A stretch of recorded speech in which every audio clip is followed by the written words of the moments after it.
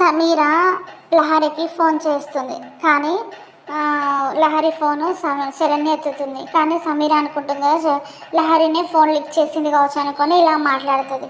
ఏమని అంటే, హలో లహరి, మహేష్ని నువ్వు చంపినట్టుగా అందరికీ తెలియబోతుంది. ఆల్రెడీ పోలీసులు మా అన్నయ్యని తీసుకొని పెళ్లి మండపానికి వచ్చేస్తున్నారు అని చెప్పేసి ఫోన్ చేసి లహరితో మాట్లాడినట్టుగా మాట్లాడుతుంది.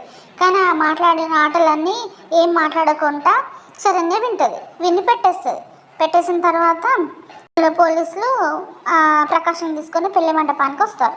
వచ్చిన తర్వాత పెళ్లి కొడుకు అంటాడు కదా, నువ్వు ఆ శవాన్ని చూసావా అని అంటే, చూసాను సార్ అని చెప్పేసి ప్రకాష్ అంటాడు. తర్వాత పోలీసు అంటాడు కదా, అది చంపిన వాడిని చూస్తే గుర్తుపడతానన్నావుగా అంటే అని పోలీసు వాళ్ళు అంటే, ప్రకాష్ అంటాడు కదా, 100% సార్ నేను గుర్తుపడతాను అని చెప్పేసి కాన్ఫిడెంట్గా అంటాడు ప్రకాష్.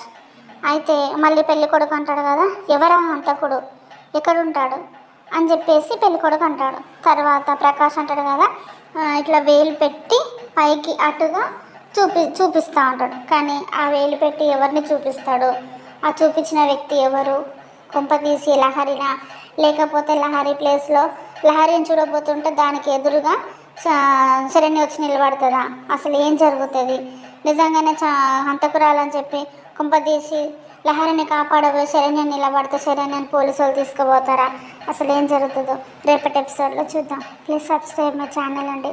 బాయ్.